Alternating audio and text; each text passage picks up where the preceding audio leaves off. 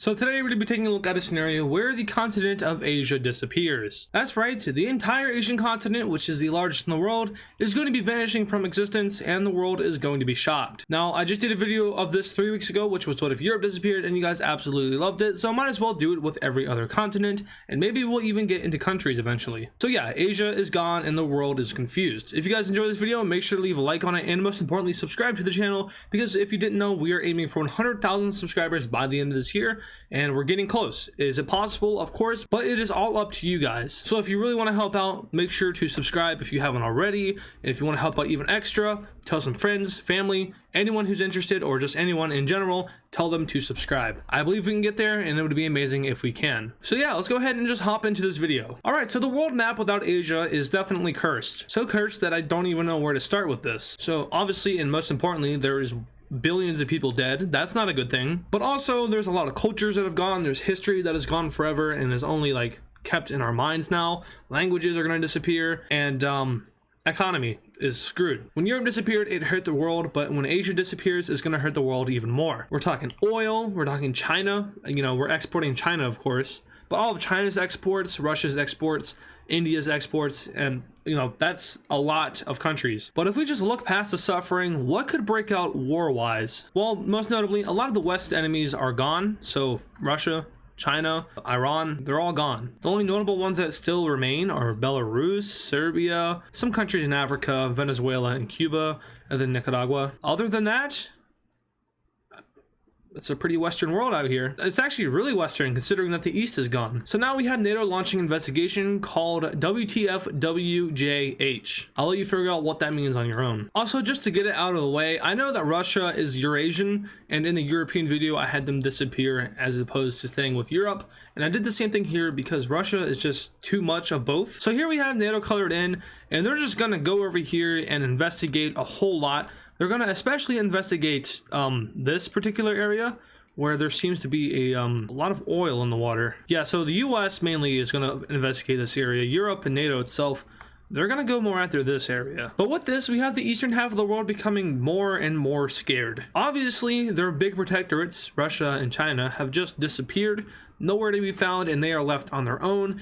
And really, it looks like that the only option is to convert to Westernism, which, I mean, take that how you will, but I don't think they want to do that. So instead, they decide to form an axis. This axis includes Belarus, Kaliningrad, Serbia, Algeria, Libya, Eritrea, and Somalia, Venezuela, Cuba, and finally Nicaragua. So not many countries, but they are the fragmented East, and they're going to do whatever they can to not disappear, although it's not looking good. NATO calls this a heightening of tension, saying that they have no ambition of taking over the world, although they totally definitely do, but nonetheless they dismiss it and call it crazy. But they also managed to add Sweden and Finland, and then Ukraine, and then, you know, some other ones like maybe Kosovo. Yeah, a majority of the world that doesn't recognize Kosovo just disappeared, so I think they have the majority now. Something that we probably didn't really see coming, because why would you be focused on expanding right now? But I think if the East was left alone without the West, they'd want to do the same thing. And I slightly doubt it, but I wouldn't push it past the West to not do the exact same thing as the East. I mean, the whole world is full of hypocrites, so you would never know in the first place. But yeah, in this scenario, they're just going to do a little bit of everything. The East decides to try to recruit more people, and they do manage to recruit people. However, said people are not going to contribute much to their alliance. This includes Chad, Niger, and Mali. Angola manages to join. Then, oddly enough, Peru and Bolivia. So yeah, their alliance is becoming sizable, yet not strong. But now we have yet another faction joining in, except this faction is a little bit different. It consists of countries like Ireland, Switzerland, Austria, and Moldova, as well as countries such as Sudan, South Sudan, Eritrea, Djibouti. South Africa joins that pact, and pretty much all the countries around it. Madagascar, the DRC, Equatorial Guinea, Guinea-Bissau, Senegal, Gambia. Basically a bunch of these smaller countries, which if you can't like put it together yet, it's the Neutral Alliance, the League of Neutrality, whatever you want to call it. I'm going to call it that. Just countries that don't want to see another great war break out after this devastating loss. Some countries choose not to join on any side simply because they don't see the purpose of it. Putting yourself in an alliance kind of breaks the whole neutrality thing, so I guess some countries just don't like the aspect of that. This is what it's looking like so far. The majority of it is Africa, but also the neutral countries in Europe they joined, and just a handful of the weaker countries in South America and North America. But now NATO is like, hey, I don't like this. We're supposed to be in charge now, even though no one agreed to it. So we're going to expand it even further, changing our name to the Treaty Organization because it's no longer Atlantic. I didn't mean to color in all those countries, but Australia and New Zealand joined, as well as the Philippines. Now we have a little offshoot going on as Indonesia decides that they want to go to war. They declare war on both Malaysia and Brunei, and Malaysia, who just lost their main peninsula and is not doing too well, is going to fall pretty quickly over here to Indonesia. Brunei doesn't even stand a chance, and yeah, that's all Indonesia. Now they're going to go ahead and try to join in on the Neutral Alliance, and they are immediately rejected. And the Neutral Alliance basically just states that they just invaded a country which was already neutral, and that violates their terms and conditions if you want to join that alliance. And yeah, so they're kicked out, they're not allowed in. And ultimately, this does lead them to join in on a different alliance. And this said alliance is going to go ahead and be that Axis. I'm going to go ahead and name the alliance the Axis of Resistance, since they're going to be trying to resist the West, although good luck. And yeah, so the Axis of Resistance finds itself a new member, which is Indonesia. So now NATO is going to do something a little fun, and they're going to invade Papua New Guinea. Don't ask why, because I don't know, but yeah. So Papua New Guinea is declared war on by the entire NATO alliance. And if you thought Malaysia didn't have a chance, well, watch this. And just like that, NATO has now incorporated Papua New Guinea as its own puppet state. I don't know how that works, but it's not an official country, so there's that. Of course, countries aren't going to recognize this annexation, specifically the Neutral Alliance as well as the Axis of Resistance, even though Indonesia just did the exact same thing. But yeah, it looks like over here in Oceania, we have a lot of Cold War stuff going on. Also, I did choose to include Malaysia, Indonesia, and the Philippines in Oceania because I personally think that they should already be oceanic because they don't actually border the continent of Asia, which I know you could probably say that Madagascar should be oceanic, but they're in the region of Africa, whereas Asia and Oceania and this setup, they could be distinctly defined by the Strait of Malacca and then the Malaysian Peninsula. If we just go around that and just include all the waters around it, I think that should be Oceania. But of course, don't make up those laws or rules or sayings, so yeah, this is going to be my own little scenario where this is Oceania. So now the red team is going to start doing some Cold War stuff. More specifically, they're going to start invading members of the Neutral Alliance. And since the Neutral Alliance is, well, neutral, they're not going to do anything about it. Individual countries will now start to get invaded, and they will receive no support from the rest of their members, as now we see Mali push across Guinea and connect with the Atlantic Ocean. From here, we have the surrender of Guinea, and them being annexed by Mali. So with this, we have some pressure being applied over here, with Liberia making the decision to go ahead and join just to be safe, and then we have Sierra Leone making the unfortunate decision of switching sides. Now, they didn't really do this because they wanted to, they just did it so they didn't get invaded. Following suit is a full-on invasion of all 5 of these countries right here. I'm just going to call them the Ivory countries because the Ivory Coast, and this is a coast, so it kind of counts. But these guys are slowly but surely getting wrecked by the red team. They cry out to NATO or the Neutral Alliance to help them out, but both of them say no, as for NATO, it is not their interest, and the Neutral Alliance literally saying that we are neutral. They're so neutral that they don't give a crap. Eventually, the red team starts to do a little bit too much damage. We have the surrender of Burkina Faso. Following this is the surrender of Gabon in the Ivory Coast. And then the last 2 little countries that are tipped over. Alright, taking a look at these border changes, we have each country bordering these invaded states getting land, and then the rest of the land, which is not up for grabs, is made into a giant puppet state. From here, we have a big shift happening in the rest of Africa, as a majority of the African countries, if not all of them, decide that they are going to leave the Neutral Alliance and form their own. This alliance, which is going to be known as the Peace for Africa Conference, will span across the entire continent and engulf a majority of its countries. Every African country that was in the Neutral Alliance is now a part of this conference. And yeah, so it's going to be a little bit different than the Neutral Alliance. They still will not engage in any wars as the aggressor. However, if one of them is attacked, then all of the countries will respond. This new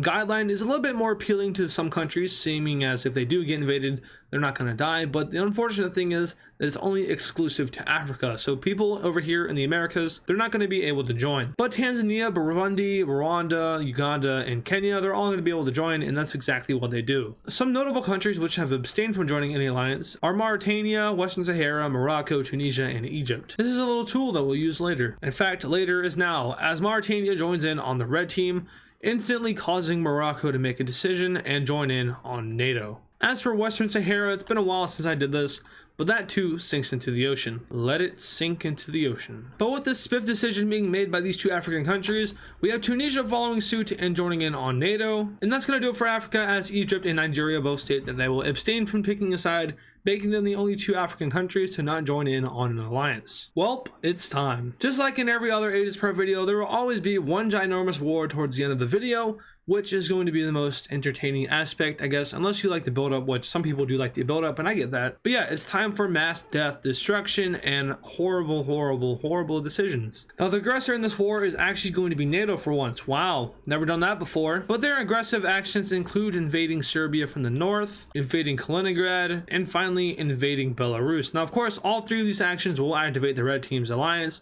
and that's exactly what it does. So Europe is on its way to knock out Kaliningrad, Belarus, and Serbia almost immediately, as they are severely outnumbered in all aspects. Meanwhile, over in the Americas, we have the US deciding to invade Cuba, and this time it goes a little bit better. A little flashback to the Bay of Pigs there, USA. So they managed to knock out Cuba, and their navy is now mobilizing to go down south and take out Nicaragua, Venezuela, Peru, and Bolivia. As for the Red Team, they're going to do a little bit of work down here in Africa, as the members mainly focus in on invading Morocco. This goes very successfully, as Morocco was unprepared for this since they did just join in on the alliance. They weren't really briefed about the whole plan. They were just like let know that they were about to go to war. And unfortunately, it wasn't enough time, as Morocco was almost swept out of the war immediately. As for Tunisia, the exact same thing happens. Same process. They're even newer than Morocco, so they had even less time to prepare. And within a few weeks, we have the entirety of Tunisia being occupied by the Red Team. Over here in Indonesia and Oceania, we have absolutely nothing happening, as these guys really don't even want to fight the war in the first place. I mean, it's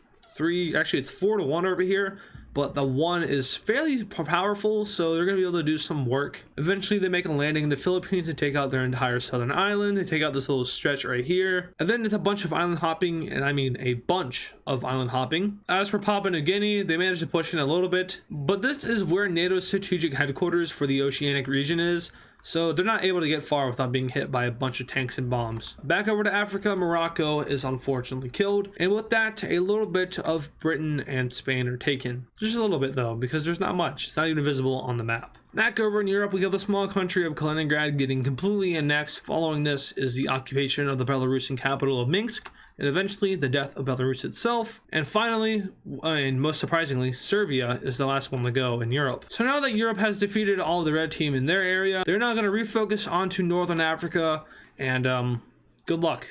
Both sides, actually. Europe will have the advantage in all matters. However, North Africa will be using guerrilla warfare tactics, which aren't very fun to go up against. Just ask the United States of America. Luckily, though, the Red Team is mostly divided, especially considering that Eritrea and Somalia are over here on the Horn of Africa, and then we have Angola in the south. But there is a lot of power up here in the north. As for Venezuela, Nicaragua, Peru, and Bolivia, they're in for a fun time. The US finally makes a landing in Nicaragua, and within a couple of days, they're gone. Goodbye. As for Venezuela, it's pretty much the same thing, as they land to take over the entire northern coast. They managed to do just that to capture the capital, and from here they're going to experience even more of that good old guerrilla warfare. This actually really slows down the US, and they're only managing to advance a couple of miles per day. So with this, they bring in some backup, and that backup is their good old ally of Colombia. Colombia, who is a lot more familiar with the region, is going to do very well in taking out Venezuela. So much so that the Venezuelans are pushed back into the Amazon, and from here it's basically just a bunch of soldiers versus a bunch of trees. But with Colombia joining the war, we do have them leaking into Peru as well, which will actually really help out the US, as they no longer have to mobilize their navy down into the Pacific. They can just land in northern Colombia,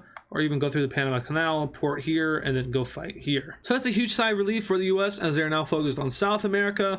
But now we go over to Europe versus Africa, round 2. Or you could say round 3 with the whole Islamic Empire thing. I'll just call it round 3. Actually, no, because then you have, like, Rome versus Carthage. Man, Europe versus Africa has always been a thing. There's never not been a time period where Europe and Africa haven't fought. So I'll just call this the final round, because it most likely will be. Also, I finally got this YouTube that I ordered like 9 or 10 months ago. It's Markiplier, because he's the best YouTuber on the platform. But hey, YouTubers, if you want to hit me up, you know, business. Not sure how profitable it would be for you, but hit me up, maybe in a couple years. So now the war in Africa begins, as we have European troops landing off the coast of Algeria, right next to their capital of Algiers. From here, they take it. Man, that was pretty easy, they said to themselves as they push further around the coast, until we have one of their battalions getting ambushed by a bunch of crazy people. They're not even associated with the military of Africa. They're just a group of people. They severely outnumber and beat the blue team's advancements, and they're pushed all the way back closer to the capital. Now the red team is all for this, even though it wasn't them. They're like, hell yeah, let's go.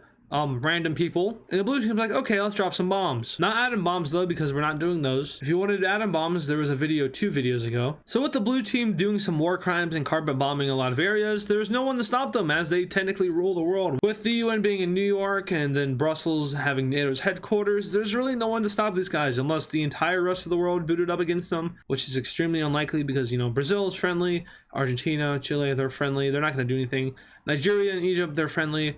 And then I guess there's Mexico. But yeah, so the blue team's gonna slowly make more advancements as they bomb all the areas that they're invading. The amount of bombing they're doing is making Vietnam look like a joke. And if you don't know like what I'm referencing, look up how many bombs are dropped in Vietnam, because just look it up. And then come back to this video and like it and subscribe to the channel and leave a comment, because 100K, let me just, yeah, so this right here, 100K right here. This is good. Back over in the Americas, we have the blue team destroying Peru and Ecuador. And when I say blue team, I mean USA, Canada, and Colombia. Peru does not stand a chance, and they honestly just talk it over with Bolivia and like, hey, I'm done. And they're both like, okay, we're done.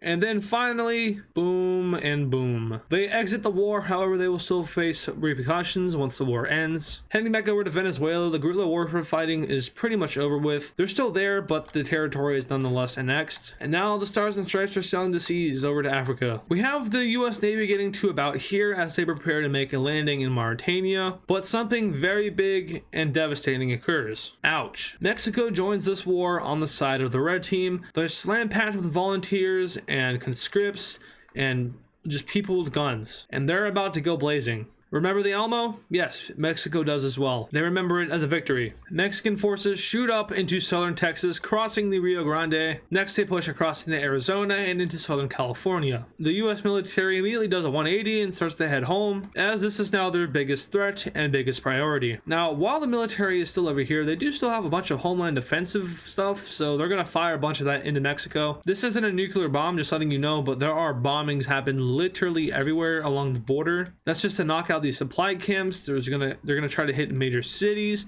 all over the place. Mexico is getting bombed. This itself doesn't slow them down, but what is slowing them down is all them damn Texans with guns. There are so many guns in Texas. There's also a lot of guns in California. But yeah, the citizens have risen up and they're gonna take care of this on their own. While the Mexican army is a lot more skilled and stratified, the citizens just simply are too patriotic. America, they say, is their home, and they will protect it no matter what. So as the Mexicans advance even further into blue team territory, now taking over major cities such as Houston and Austin, we have the Citizens Army appearing, declaring that Mexico is the evil of all and should be destroyed. Very American. Almost immediately, California pushes the Mexicans out. Following this is the Texans. They strike across and manage to defeat a lot of the Mexican military. We have the US military arriving only to see that they were not even needed in the first place, as the guerrilla warfare tactics that are being carried out by the citizens are immaculate. There's a lot of infrastructure being destroyed by these guys, but they don't care because they're pushing back Mexico. But now Mexico is going to do something funny. It's called war crimes, and they're going to start bombing the civilians, like literally head on, like dropping bombs on civilian groups. Yeah, it's not pretty. So what does the US of A do? Well, the military showed up, and that's all I'm going to say. Skipping ahead a few weeks, and Mexico is done for. So that's a cute little distraction we had there, but now it's time for Africa to get liberated, if you want to call it that. Maybe oppressed. I don't know where you're from. But now the US is over here, we're going to have a pretty quick cleanup. We have Morocco being liberated. We have Tunisia being liberated. I mean, they're just full on dropping bombs almost the size of nukes, except with other radiation. Is that plausible? I don't know how far in the future we are, so I'm going to go ahead and say yes. Libya is absolutely decimated again, and eventually yet another civil war pops up. This time it's all for the West. And genuinely, a lot of the people in the world and on the internet are going to start saying that there is no other future to this world. I mean, there's no way that they're going to be able to stop Western ideals from spreading into their countries. So a lot of people are coming to the idea that this is going to be permanent, or at least permanent until otherwise, and that it's basically impossible to stop. Of course, people aren't going to follow suit to it, as a lot of the red team is going to try to not do that. But countries like Indonesia, who've already made a lot of advances, they're just going to go ahead and say, we're done. I mean, they're going to surrender, basically, over to the blue team. And Indonesia had a pretty good offense going on here, so they probably won't lose too much. But yeah, countries just start to leave this war as they no longer really show any interest in trying to stop this, as it is literally inevitable. So much so that the only 4 countries fighting are now Somalia, Eritrea, Libya, and Algeria. Algeria, which is now a desert, disappears, and following this is the slow collapse of Libya. Over here we have 2 very undemocratic countries who are about to become very democratic, as the US lands in Eritrea, takes it out, and then followed by this is a joint operation into Somalia again. So the world is saved. So let's go and take a look at this peace treaty. Taking a look at this peace treaty, the world is now Western. There is no longer the world, it is just the West. And as unfortunate or fortunate that is how it's going to be for the upcoming decades. Until, I guess, NATO breaks apart, or I honestly don't know how the US and Europe would be able to lose in any scenario, even if every country aside from the US and Europe declared war on them. I don't see how they're gonna lose. Without Russia, China, India, Pakistan, Iran, without those strong 2 countries, no one can stop them. It's kind of similar to how Asia did in the what if Europe disappeared video. Asia just went full expansionist, and I'm not saying that it's impossible, but it's very unlikely. So let's go ahead and break it down now. So the USA, they got land out of Mexico, go figure. They puppeted Nicaragua. Coming down to Venezuela, they were given a new government. Colombia expands. Peru and Bolivia, new governments. In Europe, we have the partitioning of Serbia. We have the annexation of Kosovo by Albania. We have Kaliningrad getting annexed by Poland. And then we have Belarus getting divided up a little bit and then given a new government. As for Africa, really, there are no changes. Any country that was previously a part of another or was invaded has been released and given new governments. And for the 2 main, I guess, perpetrators of this, Algeria and Libya, new governments, and they do cede a little bit of land over to both Morocco and Tunisia. And then we actually have Western Sahara being annexed by Morocco, which is kind of what Mauritania had to do in this war. They didn't necessarily lose any land, but they did have to pay a couple reparations, and they also had to recognize Western Sahara as Morocco. So big thing for them there. And now we go head over to Oceania, where there once again is not that many changes. We have the Indonesia releasing all of its annexed territories, which include Malaysia and Brunei, and Indonesia itself is given a new government. So now with the world firmly under the thumb of the United States, we have nothing happening. No one tries to expand any further, as there is no point in trying to expand when the world is semi-united. Of course, there's going to be rebellious groups and resistance. There's going to be policies that the US and NATO want to bring out that the world is not going to like. However, once again, I don't see how they could get knocked over. Of course, civil war could plague these alliances, and that would do it, but once again, right now, that's not too likely. So this will be the world map for a couple of centuries maybe, and I'd be okay with it. I mean, obviously you guys wouldn't, because Asia itself is gone and you're living under a Western world, but me as an American citizen, I don't care. This is perfect. This is great. We're all broke. Nobody has any money. The world is suffering from economics, but hey, at least we're all alive, except for the billions of people dead in Asia. They're not alive. That is going to do it for today's video. If you guys did enjoy it, once again, make sure to leave a like on it. I'm gonna go ahead and do a little thing right here. For 90K, I will reveal one of the 100K specials. So there's gonna be multiple specials, 4 or 5, not necessarily videos. So if that helps you out, maybe gives you a hint, there you go. But yeah, I will reveal one of them at 90K. I don't think we're gonna hit 90K right after this video releases, so there will be more information on that in the next video. And yeah, so once again, if you want to see us get there by the end of this year, we're pushing for it, 100K. Make sure to subscribe to the channel. That'll really help us out. And yeah, so that's gonna do it for this video. I hope you guys enjoyed. If you did, let me know in the comments what you want to see next, and I'll see you guys in the next video.